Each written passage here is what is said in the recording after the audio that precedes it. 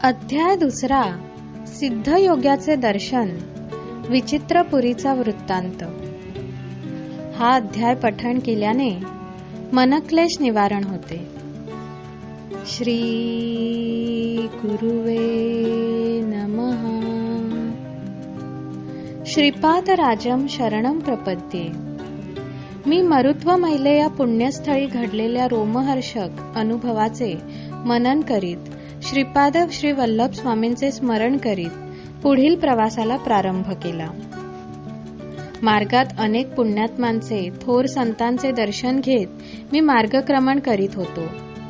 या प्रवासात आश्चर्याची गोष्ट अशी की काही न मागता भोजन मिळत असे.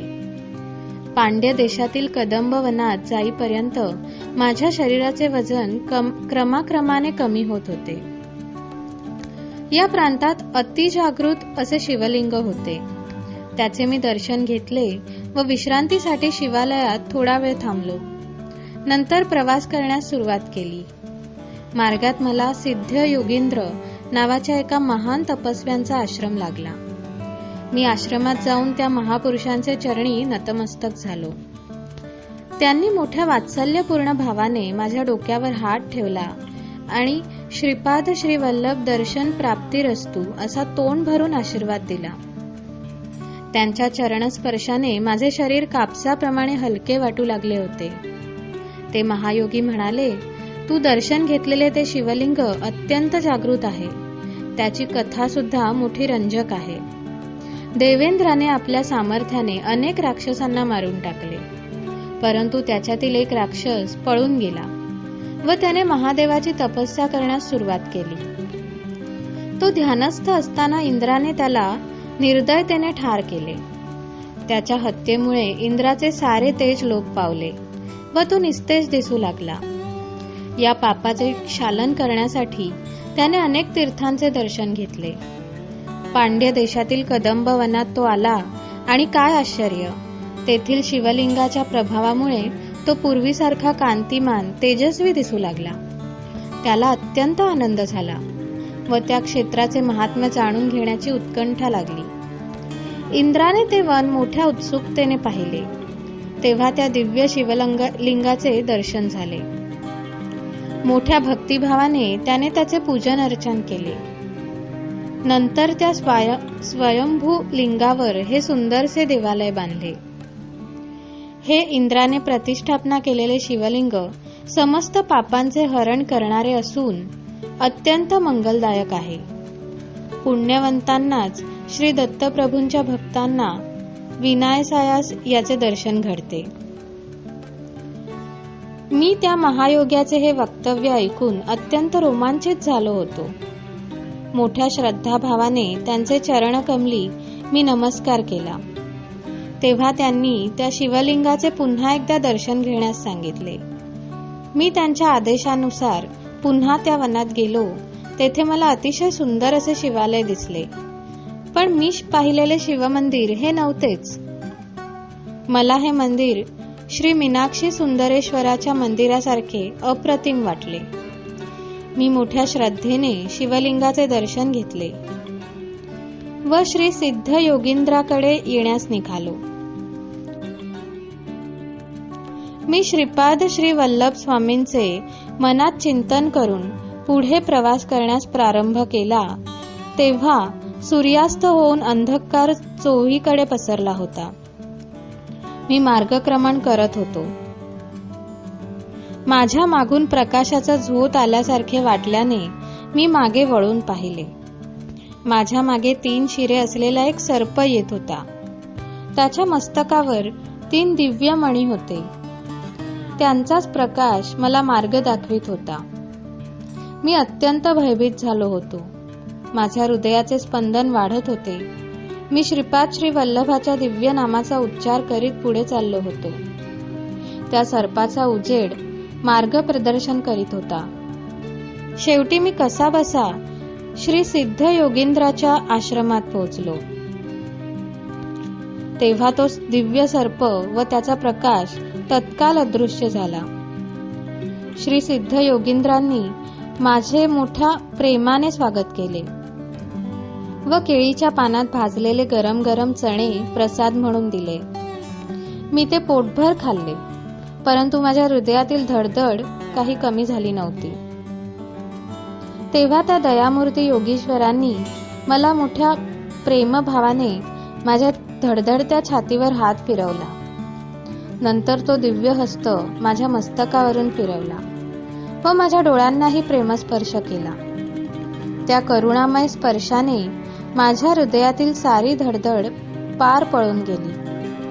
तसेच मनातील वाईट विचार, दुष्ट संकल्प बाहेर निघून जात असल्याचे जाणवले. हृदय एका अनामिक आनंदाने भरून गेले. यावेळी सिद्धयोगी म्हणाले, तू अगोदर दर्शन घेतलेले शिवलिंग आणि त्यानंतर दर्शन घेतलेले श्री सुंदरेश्वराचे मंदिर ही दोन वेगवेगळी देवालये नाहीत. तुला अशा प्रकारचा अनुभव घडवून आणावा ही श्री दत्तात्रेयांची अनुज्ञा होती. म्हणून तुला अशी वेगवेगळी मंदिरे दाखवली. श्री दत्ताच्या कृपा प्रसादाने काळास मागे नेऊन देवेंद्राने प्रतिष्ठापना केलेली मूर्ती, त्यावेळचा परिसर तुला दाखवला. तू पाहिलेली सारी सृष्टी श्री दत्तप्रभूंच्या केवळ संकल्पाने भविष्य वर्तमानामध्ये बदलू शकते. वर्तमान काळ भूतकाळात व भूतकाळ वर्तमानात परावर्तित होऊ शकतो.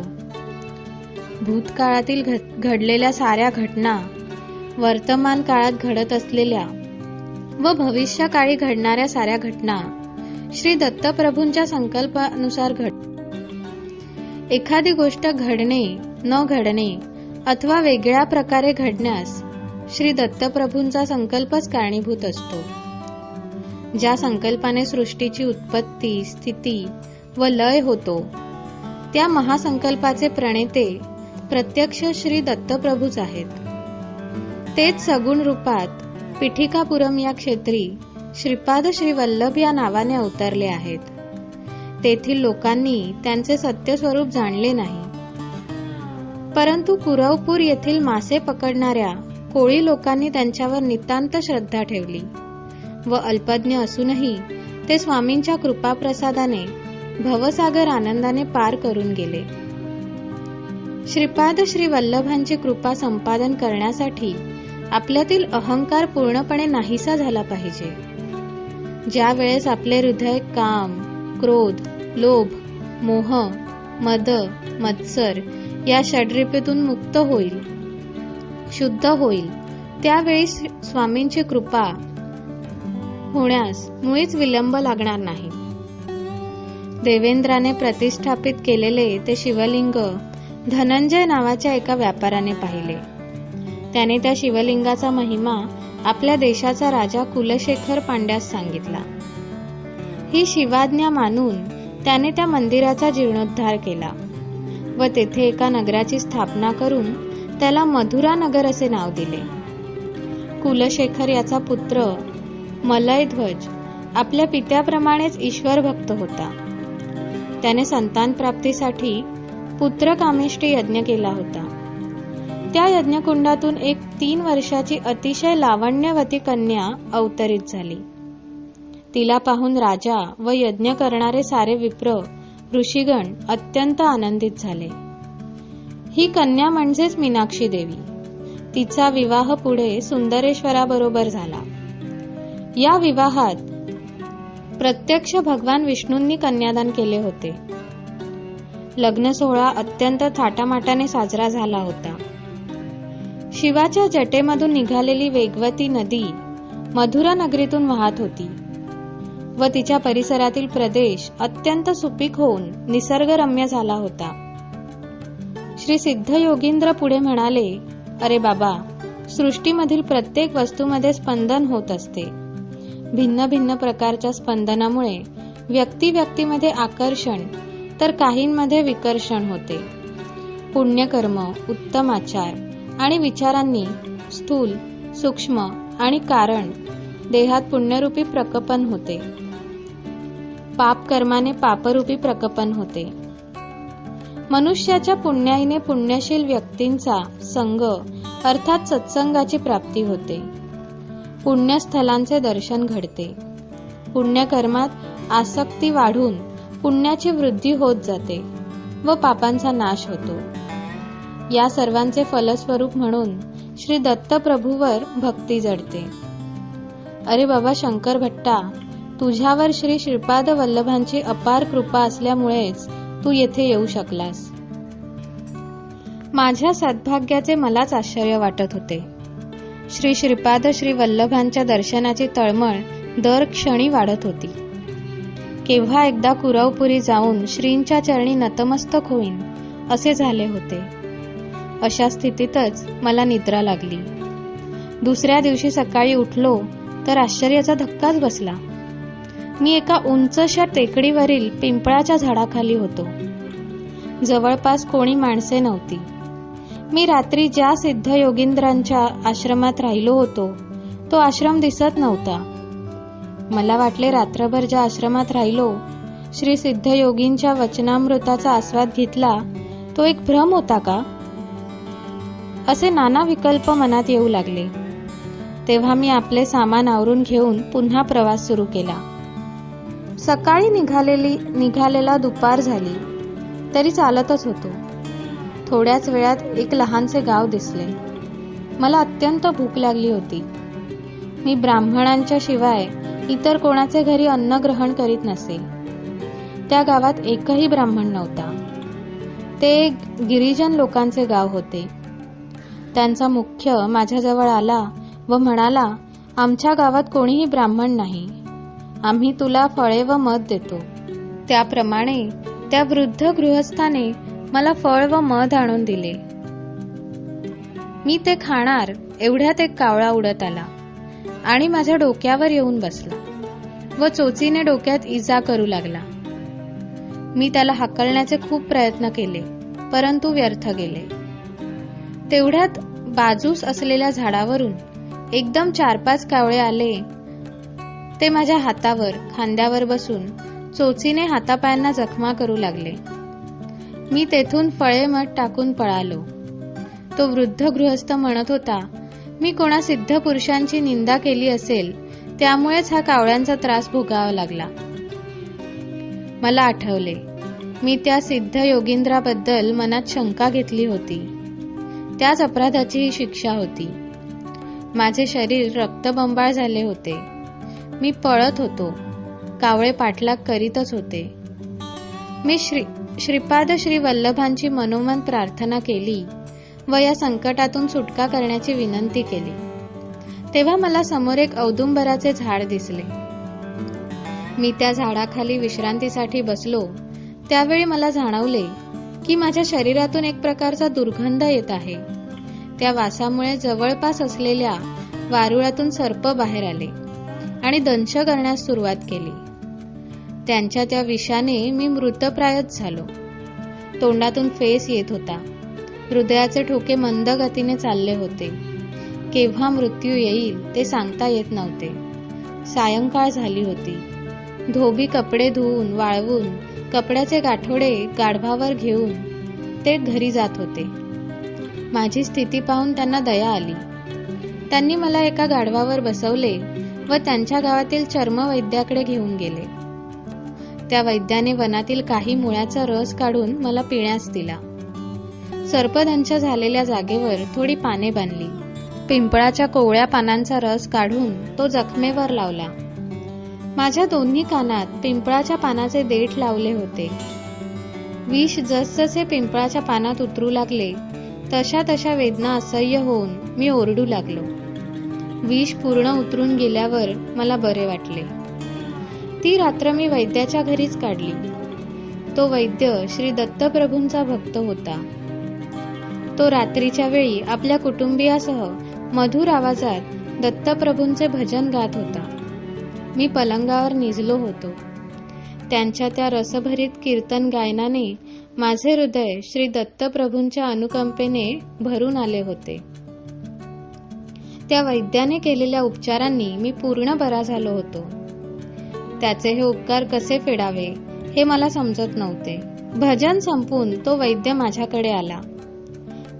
त्याचे नेत्र करुणा रसाची जणू वर्षाच करीत होते.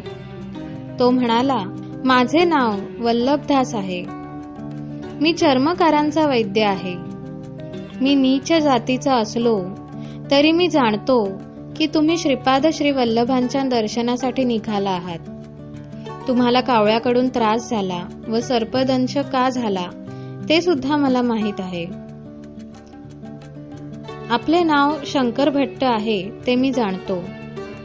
त्याच्या या अचूक वक्तव्याने मी अवाकच झालो. मला वाटले त्या वैद्यास ज्योतिषशास्त्राचे ज्ञान असावे. हा विचार मनात येताच वल्लभदास म्हणाला, मी ज्योतिषी नाही. श्री पीठिकापुरम म्हणजे पंडितांचे माहेरघर, सांगवेदार्थ सम्राट अशी पदवी मिळवलेले श्री मल्लादी बापन्ना अवधानलू यांनी सुद्धा या पुण्यभूमीत निवास केला होता. परंतु हे प्रगाढ ज्ञान असलेले पंडित अहंकारामुळे श्रीपाद श्री वल्लभाचे खरे स्वरूप जाणू शकले नाही. त्यांनी आपले जीवन श्री श्रीपाद श्री वल्लभांचे महात्म्य न जाणता आपल्या ज्ञानाच्या अहंकारातच व्यर्थ घालवले. ते मृत्यूनंतर स्वर्गलोकास गेले. तेथे इंद्राने त्यांचा वेदपंडित घनपाठी म्हणून सत्कार केला. परंतु जेव्हा त्यांना भूक लागली व जीव भुकेने व्याकुळ झाला तेव्हा त्यांना खाण्यासाठी कोणी काहीच दिले नाही. इंद्र म्हणाला, तुम्ही पृथ्वीवर असताना दानधर्म केला असता तर एका दाण्यासाठी 1000 दाणे आमच्याकडून मिळाले असते. परंतु तुम्ही कोणाला काही दान दिले नाही, तेव्हा तुम्हाला आम्ही काहीच देऊ शकत नाही. तुम्ही या लोकात स्वेच्छेने कितीही काळ राहू शकता, परंतु अन्न पाण्या वाचून इतर स्वर्गसुखे खरोखर शिक्षेसारखी होती. इंद्र पुढे म्हणाला, हे पंडितांनो, तुम्ही पादगयेसारख्या पवित्र स्थळी राहून सुद्धा श्रद्धा, भक्ती, निष्ठेने आपल्या पितरांना पिंडदान केले नाहीत. आई वडिलांचा योग्य तो सन्मान न करता त्यांच्या औषध पाण्यासाठी एवढा खर्च झाला असे कृतज्ञतेचे उद्गार तुम्ही वारंवार काढले. श्रीपाद श्री वल्लभांना श्री दत्तप्रभूचे अवतार न मानण्याएवढे तुम्ही अंध झालात. श्रीपाद श्री वल्लभांच्या नामस्मरणाने पवित्र झालेल्या भक्ताचे रक्त प्राशन केल्यावरच तुम्हास उत्तम गती लाभेल. वल्लभदास सारी कहाणी सांगत होता. तो म्हणाला, शंकर भट्टा, हे कावळे ते सर्प पूर्वजन्मीचे अहंकारी पंडित होते. त्यांनी तुझे रक्त चाखले व उत्तम गतीस प्राप्त झाले. वल्लभदास पुढे म्हणाला, ब्राह्मण सत्यनिष्ठ असावा, क्षत्रिय धर्मबद्ध असावा, वैश्यांनी व्यवसाय, व्यापार, गायीचे रक्षण, क्रय विक्रय आदी व्यवहार करावे. शूद्रांनी प्रेमस्वरूप राहून सेवा करावी. भगवंताच्या भक्तीसाठी मात्र वर्ण, जात, कुळ, श्रीमंत, गरीब, स्त्री, पुरुष असा भेदभाव नसतो. भगवंत भक्ताचा केवळ प्रेमभाव, श्रद्धा, दृढ विश्वास पाहतो. मानव कोणत्याही वर्णात जन्मला तरी त्याने स्वधर्मानुसार कर्म करावे. वल्लभदास पुढे म्हणाला, तू लहान असताना विष्णुमूर्तीचे ध्यान श्लोकाचे पठण करीत होतास. त्यावेळी तू विनोदाने एका श्लोकाचा चूक अर्थ आपल्या मित्रांना सांगत होतास. तो श्लोक असा होता, शुक्लांबरधरम विष्णुम शशिवर्णम चतुर्भुजम प्रसन्नवदनम ध्यायेत सर्व विघ्नोपशांतये. याचा विनोदार्थ केलेला अर्थ श्री दत्तप्रभूंना आवडला नाही. त्याची शिक्षा म्हणून तुला धोबी लोकांनी गाढवावर बसवून आणले. शेवटी चर्मकारांच्या गावात पोहोचविले. तुझी अशी दुर्गती करण्यामागे श्रीपाद श्री वल्लभांचा विनोदाबरोबर तुला काही पाठ शिकवून तुझ्यातील अहंकार दूर करण्याचा मानस होता. त्या दयाघन श्री गुरु श्रीपाद वल्लभांची प्रत्येक क्षणी आपल्यावर दृष्टी असते, ही गोष्ट ध्यानात असू दे. श्री वल्लभदासांच्या हितोपदेशाने मी कृतकृत्य झालो. माझ्यातील ब्राह्मण असल्याचा अहंकार नाहीसा झाला. मी वल्लभदासांचा पाहुणचार स्वीकारला. 2-3 दिवस राहून पुढे चिदंबराला जाण्यास निघालो. चिदंबरला पोहोचण्याच्या अगोदर विचित्रपूर नावाचे गाव लागले. त्या गावाच्या नावाप्रमाणे राजाही विचित्र वर्तन करणारा होता. त्या राजास एक मुलगा होता, परंतु तो राजा नेहमी उदास असे. त्याला वाटे की ब्राह्मणांनी लोपभूइष्ट असा यज्ञ केल्याने त्याचा मुलगा मुका झाला. तो ब्राह्मणांचा अपमान करून त्यांना गाढवावर बसवून त्यांची मिरवणूक काढीत असे. ब्राह्मणांना दान म्हणून राजगिऱ्याची भाजी देत असे. त्या राज्यात ब्राह्मण आपला अहंकार विसरून अगदी दयनीय स्थितीत प्राप्त झाले होते.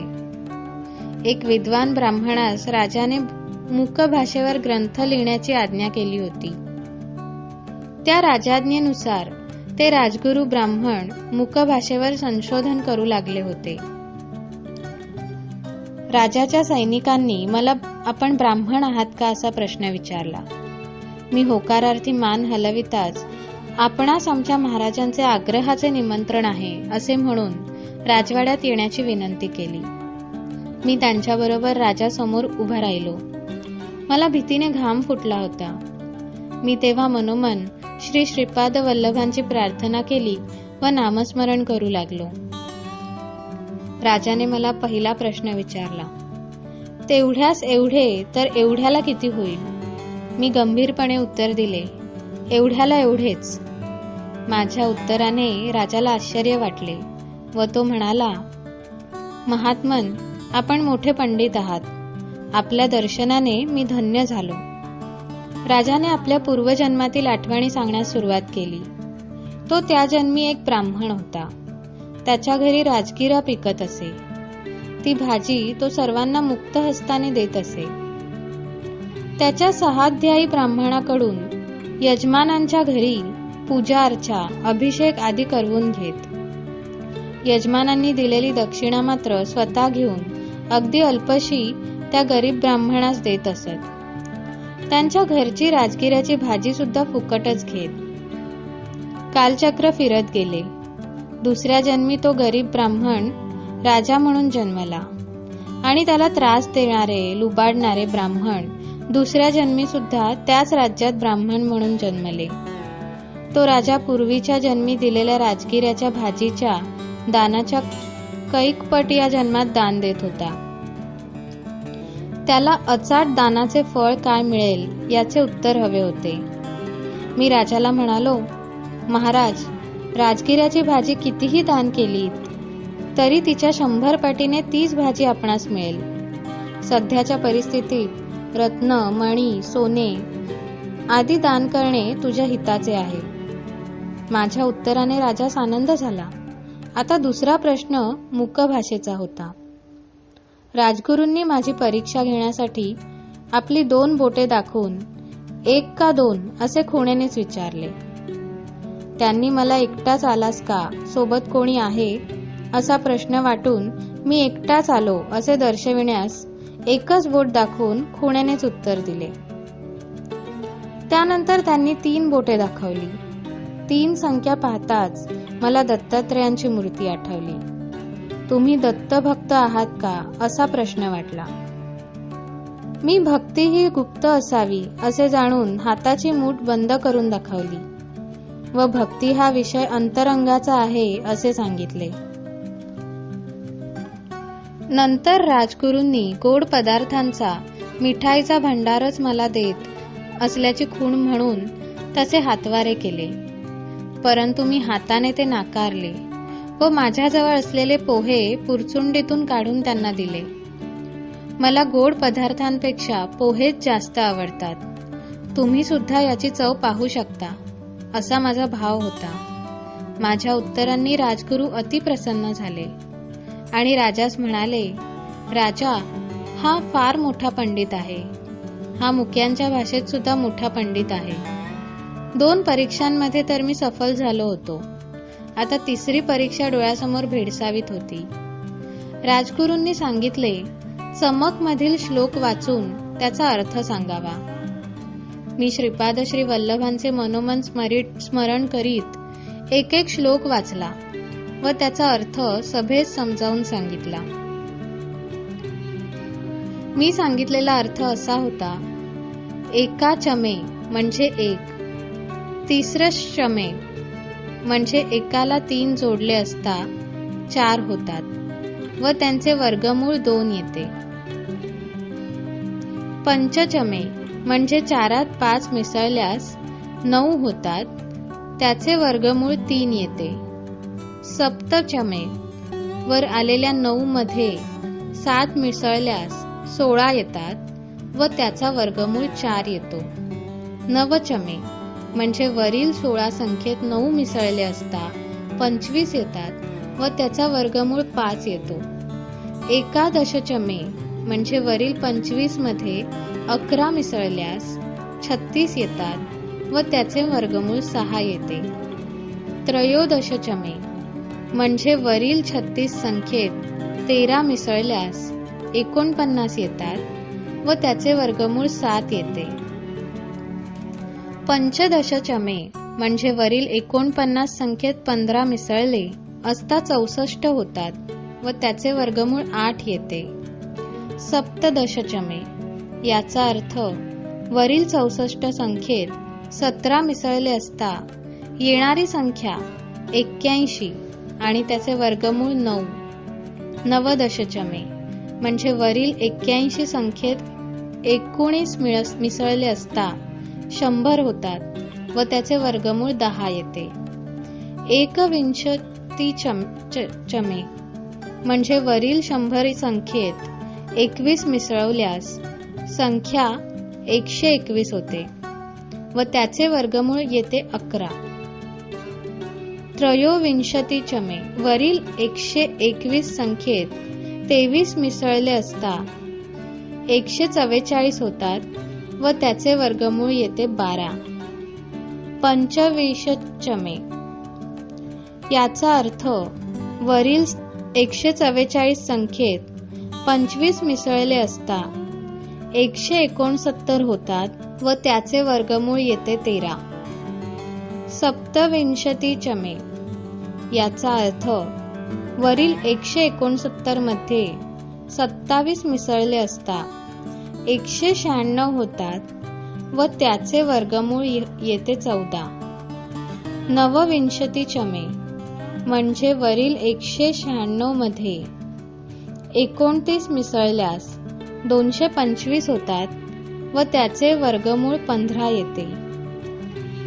एकत्रिंशचमे याचा अर्थ वरील 225 मध्ये 31 मिळविले असता 256 येतात आणि त्याचे वर्गमूळ येते 16. त्रयस्त्रिशचमे म्हणजे वरील 256 मध्ये 33 मिसळले असता 289 येते, त्याचे वर्गमूळ येते 17. माझे हे प्रवचन मलाच आश्चर्यकारक वाटले. मी हे जे बोललो ते सर्व सृष्टीच्या परमाणूचे रहस्य होते. ते कणाद ऋषींना माहीत होते. परमाणूंच्या सूक्ष्म कणांच्या भेदामुळेच विविध धातूंची निर्मिती होते. माझे प्रवचन दरबारातील सर्वांनाच खूप आवडले. राजाच्या सर्व प्रश्नांना समर्पक उत्तरे दिल्यामुळे व श्री श्रीपाद श्री वल्लभांच्या कृपेने मी तर त्या विचित्रपूर नगरातून सुरक्षितपणे बाहेर पडलो. इति श्री द्वितीयोध्याय समाप्त. श्री श्रीपाद वल्लभांचा जय जयकार.